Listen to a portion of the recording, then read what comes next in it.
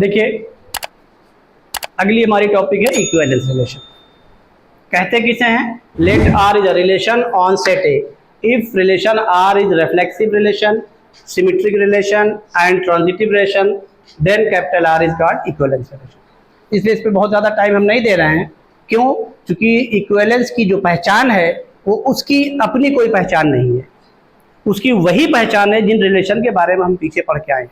Means क्या कि अगर कोई रिलेशन रिफ्लेक्सिव है, बोलिए सिमेट्रिक है एंड ट्रांजिटिव, तीनों है, तो उस केस में इसको हम क्या बोलेंगे? Equivalence relation. तो इसीलिए बिना किसी डिले के इस पर हमने एक क्वेश्चन लिख दिया है। लेकिन और सुन लीजिएगा, जेई मेन के जो क्वेश्चंस होते हैं उसमें होता क्या है, जो ऑप्शन लिखे जाते हैं कभी वो इक्विवेलेंस नहीं होता है, कहीं का ऑप्शन डाल दिया अलग बात है, लेकिन उसके अलावा भी लिखा जाता है। रिफ्लेक्सिव भी ऑप्शन में होता है, सिमेट्रिक भी होता है, ट्रांजिटिव भी होता है। क्यों? क्योंकि अगर कोई ऑब्जेक्टिव क्वेश्चन आप करने जा रहे हैं वो इक्विवेलेंस पर बेस्ड आ गया, इक्विवेलेंस है कि नहीं, खाली इसी पर ऑप्शन आ गया, तब उस केस में आपने कोई एक ऐसा उसमें से चेक कर लिया और वो नहीं है, मान लीजिए रिफ्लेक्सिव चेक किया, रिफ्लेक्सिव नहीं है, तो अब हमें ऑब्जेक्टिव में तीनों चेक करने की जरूरत नहीं है, अब वो इक्विवेलेंस नहीं होगा। क्योंकि इक्विवेलेंस होने के लिए तीनों का होना मस्ट है। इन तीनों में से कोई एक भी सेटिस्फाई नहीं हो रहा है, कोई एक भी रिलेशन को फॉलो नहीं कर रहा है, तो इक्विवेलेंस रिलेशन नहीं। लेकिन बोर्ड के क्वेश्चन अगर आपको करने हैं तो आपको करना क्या है? भले वो रिफ्लेक्सिव ना हो लेकिन आपको तीनों करने हैं। रिफ्लेक्सिव भी चेक करना है, सिमेट्रिक भी है और ट्रांजिटिव भी है, भले वो इक्विवेलेंस नहीं है। तो तीनों चेक करके जो सेटिस्फाई हो रहा है उसको लिखेंगे, ये रिलेशन सेटिस्फाई कर रहा है, और जो नहीं कर रहा है वो लिखेंगे नहीं कर रहा है, और जो नहीं कर रहा है उसी की वजह से इक्विवेलेंस नहीं है। तीनों करेंगे, ध्यान रखिएगा बोर्ड क्वेश्चन में। ऑब्जेक्टिव रहेगा तो आप जैसे चाहे वैसे कर दें। अब आइए इस क्वेश्चन को हम सॉल्व करने जा रहे हैं। पहचानिए क्वेश्चन क्या है। Let I is the set of integers and R is a relation defined on I for every A B belongs to I, a comma b belongs to r if and only if 3a plus 4b is divisible by 7, show that r is an equivalence relation। यहां पर हमने proof करने के लिए लिख दिया है। इसका मतलब आपका माइंड मेकअप हो गया कि ये इक्विवेलेंस है। अब हमें रिफ्लेक्सिव भी करना है, सिमेट्रिक भी करना है, और क्या करना है? ट्रांजिटिव। अब इस रिलेशन का मीनिंग देखिए, जो इसमें ऑर्डर्ड पेयर आ रहा है वो कर क्या रहा है? रिलेशन पहले वाले का थ्राइस, पहले वाले का थ्राइस, जो सेकेंड वाला है उसका क्या? 4 टाइम्स, और दोनों का क्या दे रहा है? रिलेशन एडिशन दे रहा है। मीन जो भी ऑर्डर पेयर आएगा, अब रिलेशन की मीनिंग को समझिएगा, रिलेशन में तो ऑर्डर पेयर होगा, अब वो रिलेशन कर क्या रहा है? यहाँ पे एडिशन दे रहा है। किसका? जो आने वाले ऑर्डर पेयर हैं, पहले वाले का थ्राइस, ये इस रिलेशन की मीनिंग है, और फिर सेकेंड वाले का क्या? 4 टाइम्स, और दोनों का क्या? एडिशन। यही रिलेशन की मीनिंग है। अब आइए हम सॉल्व करने जा रहे हैं। यहां पर बाकायदा लिखेगा ये फॉर रिफ्लेक्सिव, हेडिंग डाल के लिखेगा फॉर रिफ्लेक्सिव, ये फॉर रिफ्लेक्सिव रिलेशन, ये हेडिंग डालिएगा बाकायदा, और सॉल्व करने का तरीका देख लीजिए। और इसीलिए हमने क्वेश्चन वो लिए हैं जिनमें आपको डायरेक्ट नहीं दिखाई पड़ेगा, डायरेक्ट नहीं दिखाई पड़ेगा। क्यों नहीं लिया? कॉन्ग्रुएंट का रिलेशन नहीं लिया, सिमिलर का नहीं लिया, इक्वल का नहीं लिया, डिविजिबिलिटी का नहीं लिया, ग्रेटर का नहीं लिया है, पैरेलल होने का नहीं लिया, लाइंस के सिमिलर होने का नहीं लिया, ट्रायंगल का, ये सब नहीं लिया है। वो लिया है जहां पर आपको सोचना पड़े। बाकी ये सब तो आप कर ही लेंगे, नहीं कर लेंगे? कर भी रहे हैं, आज करिएगा, हमको बताइएगा। अब देखिए फॉर रिफ्लेक्सिव क्या करने जा रहे हैं? एक एलिमेंट लेंगे, for every a belongs to I.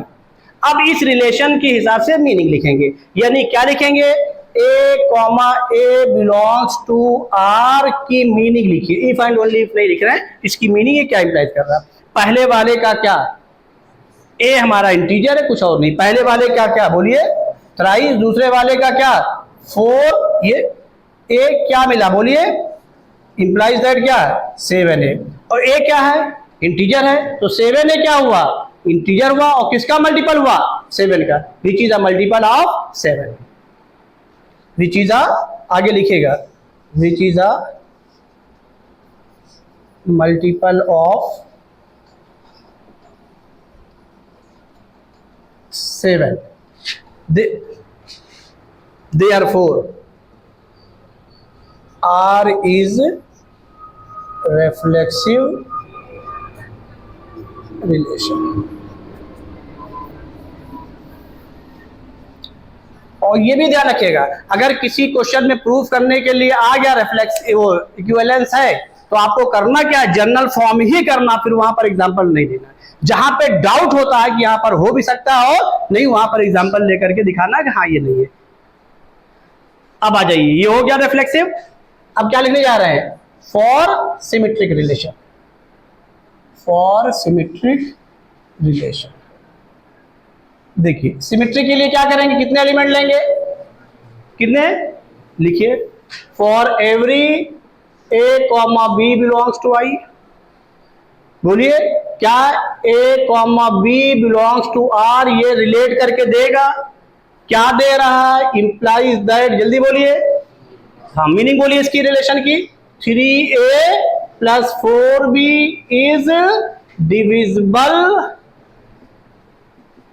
By 7, इसको बोल दीजिए फर्स्ट, और ये हमको गिवन है, ब्रैकेट में लिख लीजिए, ये लिख लीजिए।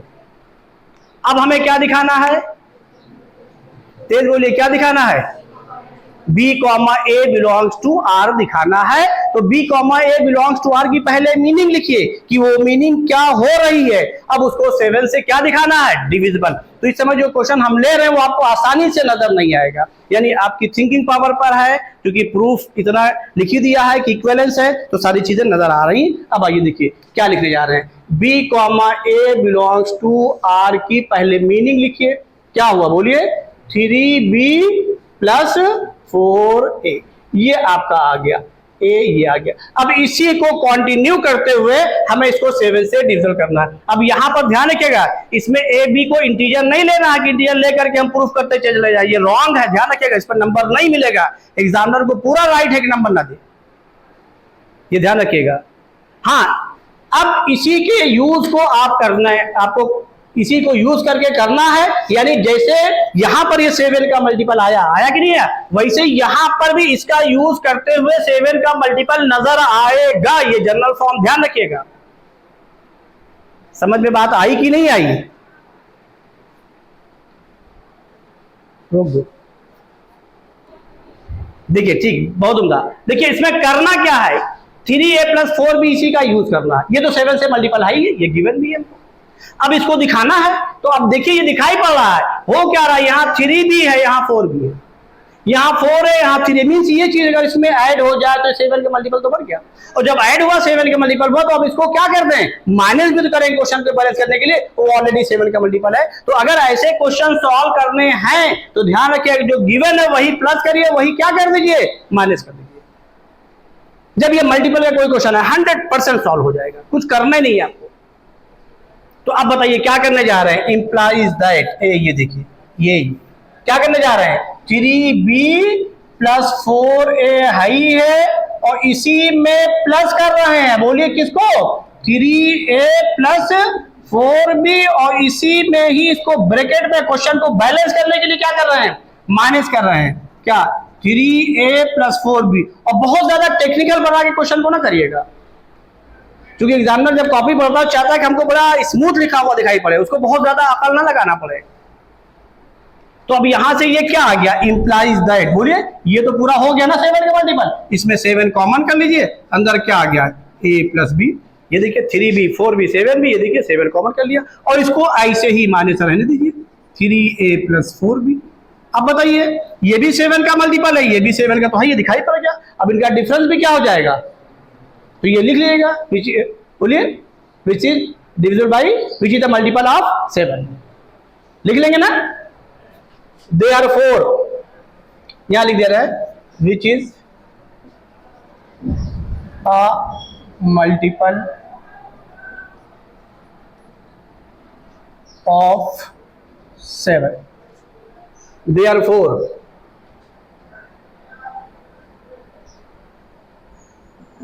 Three B plus 4a is divisible by 7। तो अब एक काम लिखिएगा, ये आपने प्रूफ कर दिया यहां पर, देयरफॉर अब लिखिए b comma a belongs to r, ये तो बताया था, इसी को आपको शो करना है, देयरफॉर ये लिख दीजिएगा, b comma A belongs to R, therefore R is N, बोलिए, R is a symmetric relation. हो गया।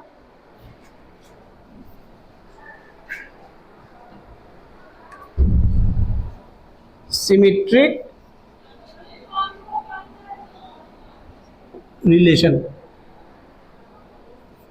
अब इसमें कोई डाउट हो तो हमको बताइए, कोई डाउट किसी तरीके की चीजें सोचना आ रही हैं तो आज हम जानबूझ के वो क्वेश्चन ले रहे हैं जो आपको डायरेक्ट नहीं दिखाई पड़ेगा। डायरेक्ट वाले तो हमने आपको कल ओरल बता ही दिया। अब इक्विवेलेंस पढ़ना है, इक्विवेलेंस के लिए तीनों होना चाहिए, तो तीनों तो आपको ओरल दिखाई पड़ेगा, तो आपके मैक्सिमम क्वेश्चन लग जाएंगे।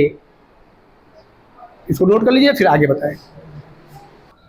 देखिए हमने रिफ्लेक्सिव देख लिया और क्या देख लिया, सिमेट्रिक। अब क्या करने जा रहे हैं, तो क्या लिखने जा रहे हैं, फॉर ट्रांजिटिव, ये हेडिंग डाल दीजिएगा, ये फॉर ट्रांजिटिव रिलेशन।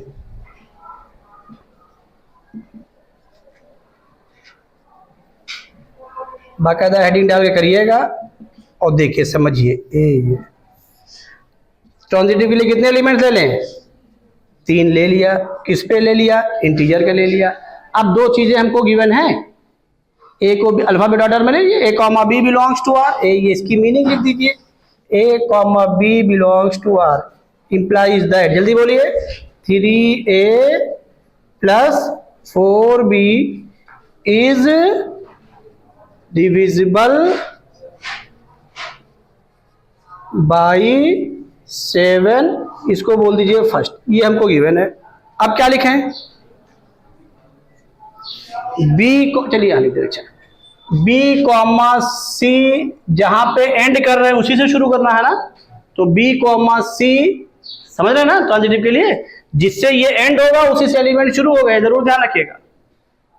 तो B comma C belongs to R, इसकी भी मीनिंग लिख दीजिए, क्या हुई बोलिए, 3b plus 4c is divisible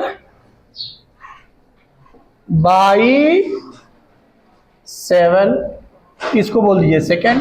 अब हमें क्या करना है, a comma C belongs to R proof करना है, तो a comma C belongs to R की मीनिंग क्या हुई पहले उसको निकाल लीजिए, चाहे रफ में निकाल लीजिए, चाहे a comma C belongs to R की मीनिंग यहीं से शुरू कर दीजिए, कोई दिक्कत नहीं। क्या हुई बताइए, 3a प्लस 4c। अब हमें यह दिखाना है कि ये 7 का मल्टीपल है।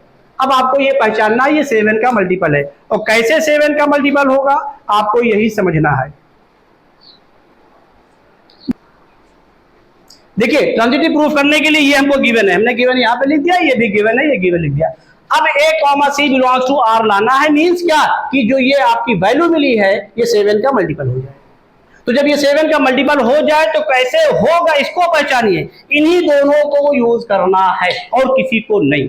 तो इसके साथ क्या है, 3a, तो a इसके पास है, तेज बोलिए, नहीं इसके साथ है ना, तो अब ये तो मल्टीपल है, तो अब 3a को इसके साथ लाने के लिए, इसके फॉर्म में लाने के लिए किसकी कमी है, तो 4b इसके साथ प्लस कर दीजिए। तो एक एक काम करते जाइए, ये 3a और प्लस 4b आपने ये बना लिया, ये बना लिया, इसका काम हो गया। अभी 4b बाद में माइनस कर देंगे। अब आइए ये 4c है, c किसके साथ है, इसके साथ है, ये भी मल्टीपल है तो इसके साथ क्या होना चाहिए, 3b। तो ये प्लस क्या कर लिया बोलिए, 3b इसके साथ ऐड कर लिया, ये इसी के साथ 3b ये ऐड कर लिया।